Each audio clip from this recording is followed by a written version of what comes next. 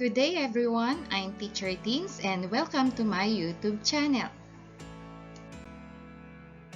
In this video, we will discuss about arithmetic sequence and the definition of arithmetic sequence. It is a sequence where every term after the first is obtained by adding a constant called the common difference. And the notation or the symbol that we will use to represent the common difference is small letter d. Which of the following sequences is an arithmetic sequence? Let's have item number 1. The given sequence is 3, 7, 11, 15, 19. So how can we determine if the given sequence is an arithmetic sequence? First is we're going to determine the difference between two consecutive terms. So here, the difference between 3 and 7 is 4. So 7 minus 3 is equal to 4. Next is the difference between 7 and 11. So 11 minus 7 equals 4. And next we have 11 and 15. So 15 minus 11 is equal to 4. And last, we have 19 minus 15 is equal to 4. So as you can see, the difference between two consecutive terms in the given sequence are all the same, which is 4. So therefore, we can say now the given sequence in item number 1 is an arithmetic sequence. Let's have another example. We have 16, 11, 6, 1, negative 4. So we're going to determine again the difference. So between 16 and 11, so 11 minus 16 is equal to negative 5. Next we have 6 minus 11 is equal to negative 5. Next we have 1 minus 6 is equal to negative 5. And last, we have negative 4 minus 1 is equal to negative 5. So again, as you can see, the difference between two consecutive terms in the given sequence in item number 2 are the same, which is negative 5. So we can say now that item number 2, which is 16, 11, 6, 1, negative 4 is an arithmetic sequence. Let's have item number 3. We have 48, 24, 12, 6, 3. So let's have now 48 and 24. So we're going to determine the difference between 48 and 24. So 24 minus 48 is negative 24. Next, we have 12 minus 24 is equal to negative 12. Next is 6 minus 12 is equal to negative 6. And last, 3 minus 6 is equal to negative 3. So as you can see, the difference between two consecutive terms in the given sequence in item number 3 are not equal, or they are not the same. So therefore, we cannot consider the sequence in item number 3 as an arithmetic sequence.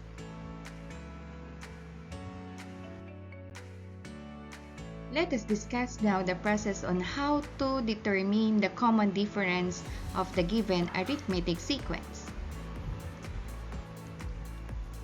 In example number 1, we have 5, 8, 11, 14, 17.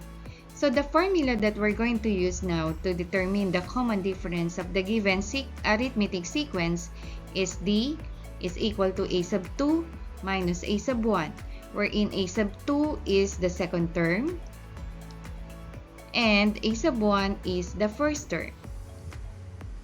So we're going to substitute now the value of A sub 2 and A sub 1 in the formula. So we have D is equal to 8 minus 5, and 8 minus 5 is equal to 3. So therefore, the common difference of the sequence 5, 8, 11, 14, 17 is 3. Let's have example number 2. The given arithmetic sequence in item number 2 is 5, 10, 15, 20, 25. So we're going to use the same formula, which is D is equal to A sub 2 minus A sub 1. The value of A sub 2 in the given sequence is 10. That is the second term.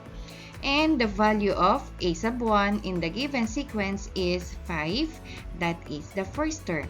So we're going to substitute now the value of A sub 2 and A sub 1 in the given formula. So we have D is equal to 10 minus 5. And 10 minus 5 is equal to 5. So the value of D is equal to 5. Therefore, the common difference of the sequence 5, 10, 15, 20, 25 is 5. Let's have example number 3. The given arithmetic sequence is negative 8, negative 3, 2, 7, 12. So we're going to use the same formula. D is equal to A sub 2 minus A sub 1. The value of A sub 2 in the given sequence is negative 3. That is the second term. And the value of A sub 1 in the given sequence is negative 8. That is the first term. So we're going to substitute now the value of A sub 2 and A sub 1 in the given formula. So we have D is equal to negative 3 minus negative 8. And then we're going to simplify. So we have D is equal to 5. That is negative 3 minus negative 8. So that is the same as negative 3 plus 8. And negative 3 plus 8 is equal to 5. So therefore, the common difference of the sequence negative 8, negative 3, 2, 7, 12 is 5. The formula that we're going to use to determine the nth term of the arithmetic sequence is A sub n is equal to A sub 1 plus the quantity of n minus 1 times d, wherein A sub 1, that is the first term of the arithmetic sequence, n is the number of terms, and d is the common difference.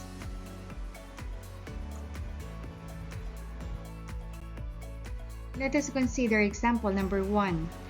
Find the 23rd term of the arithmetic sequence 2, 6, 10, 14. So first is, we're going to determine now the value of D. D is equal to A sub 2 minus A sub 1.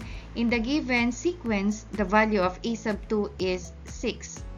And the value of A sub 1 is 2. So we have 6 minus 2 is equal to 4. So the common difference of the given arithmetic sequence is 4. Next is, we're going to determine the value of n. So the value of n is 23 since we were asked to determine the 23rd term of the arithmetic sequence. And A sub 1, the first term, is 2. So we are going to use now the formula A sub n is equal to A sub 1 plus the quantity of n minus 1 times d. We're going to substitute now the value of A sub 1, n, and d in the given formula. So we have A sub 23 is equal to 2 plus the quantity of 23 minus 1 times 4. So we're going to simplify the equation. We have A sub 23 is equal to 2 plus, so 23 minus 1 is equal to 22, and then multiply it by 4. Next is 22 times 4 is equal to 88. So A sub 23 is equal to 2 plus 88. And 88 plus 2 is equal to 90. So therefore, the 23rd term of the arithmetic sequence 2, 6, 10, 14 is 90. Example number 2. Find the 25th term of the arithmetic sequence 3, 8, 13, 18. So we're going to solve first for the common difference of the given arithmetic sequence, wherein a sub 2 is 8, that is the second term, and a sub 1 is 3, that is the first term. So 8 minus 3 is equal to 5. The common difference of the given arithmetic sequence in example number 2 is 5. Next is we're going to determine the value of n. Since we were asked to determine the 25th term of the arithmetic sequence, so the value of n is 25. And the first term is 3. So we're going to use now the formula a sub n is equal to a sub 1 plus the quantity of n minus 1 is times d. So we're going to substitute now the value of n, d, and a sub 1 in the given formula. So we have a sub 25 is equal to 3 plus the quantity of 25 minus 1 times 5. So we're going to simplify the equation. We have a sub 25 is equal to 3 plus 25 minus 1 is equal to 24, and then multiply it by 5. So 24 times 5 is equal to 120, and 120 plus 3 is equal to 123. So the 25th term of the arithmetic sequence 3, 8, 13, 18 is 123. Let's have example number 3. Find the 15th term of the arithmetic sequence negative 5, negative 1, 3. So first is we're going to determine the common difference of the given arithmetic sequence, wherein the formula is d is equal to a sub 2 minus a sub 1. So a sub 2, that is the second term. The second term of the given sequence is negative 1. And a sub 1, the first term of the given sequence is negative 5. We're going to substitute the value of a sub 2 and a sub 1 in the formula in finding the common difference. So we have negative 1 minus negative 5. And then simplify. Negative 1 minus negative 5 is the same as negative 1 plus 5. So negative 1 plus 5 is equal to 4. The common difference of the arithmetic sequence in example number 3 is 4. Next, the value of n is 15. Since we were asked to determine the 15th term of the arithmetic sequence, so the value of n is 15. And a sub 1 is negative 5. So we're going to use the same formula, which is a sub n is equal to a sub 1 plus the quantity of n minus 1 times d. We're going to substitute the values of d, n, and a sub 1 in the formula. So we have a sub 15 is equal to negative 5 plus the quantity of 15 minus 1 times 4. And then simplify the equation. We have a sub 15 is equal to negative 5 plus 15 minus 1 is 14 times 4. And then simplify. 14 times 4 is equal to 56. So negative 5 plus 56 is equal to 51. So therefore, the 15th term of the arithmetic sequence negative 5, negative 1, 3 is 51. Let's have example number 4. How many terms are there in an arithmetic sequence with a common difference of 4 and with first and last terms 3 and 59 respectively? So first is we're going to write the given. So D is 4. The common difference of the given sequence is 4. Next, the first term is 3. So this is the first term. And 59 will be the last term. So a sub n is equal to 59. So here, we're going to determine the value of n. So we're going to use the same formula, a sub n is equal to a sub 1 plus the quantity of n minus 1 times d. So we're going to substitute the value of a sub n, a sub 1, and d in the given formula. So we have 59 is equal to 3 plus the quantity of n minus 1 times d. So we're going to solve for the value of n. Next is we're going to simplify the equation. So 4 times n is equal to 4n, and 4 times negative 1 is negative 4. So we have 59 is equal to 3 plus 4n minus 4. So again, 4 times n is equal to 4n minus 4 times 1 is equal to 4. And then we're going to simplify. So 3 plus negative 4 is equal to negative 1, or 3 minus 4 is equal to negative 1. So the equation will become 59 is equal to 4n minus 1. And then by applying the addition property of equality, we're going to add 1 to both sides of the equation. So we have 59 plus 1 is equal to 4n. And then 59 plus 1 is equal to 60. And then divide it by 4. So the value of n is 15.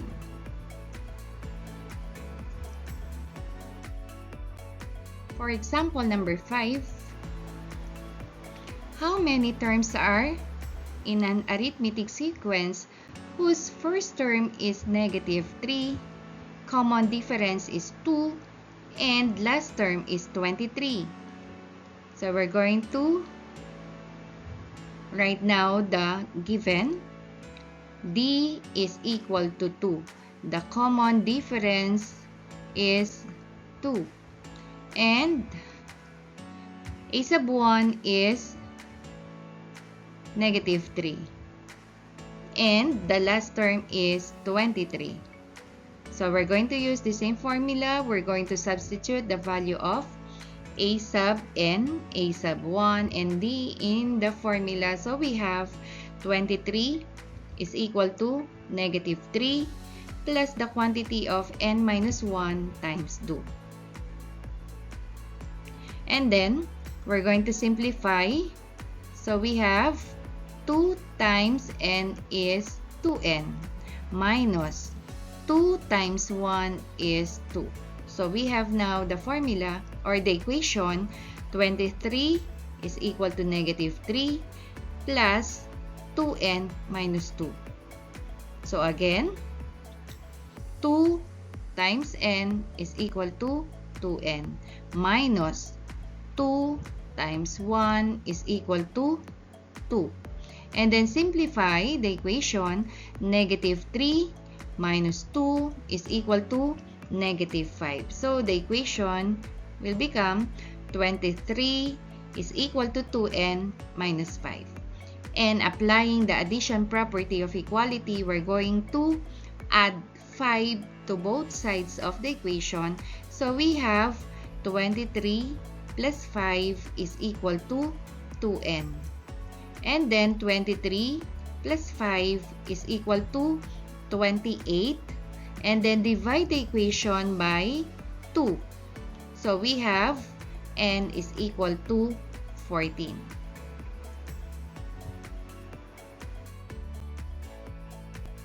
Thank you for watching. Please don't forget to like, share, and subscribe.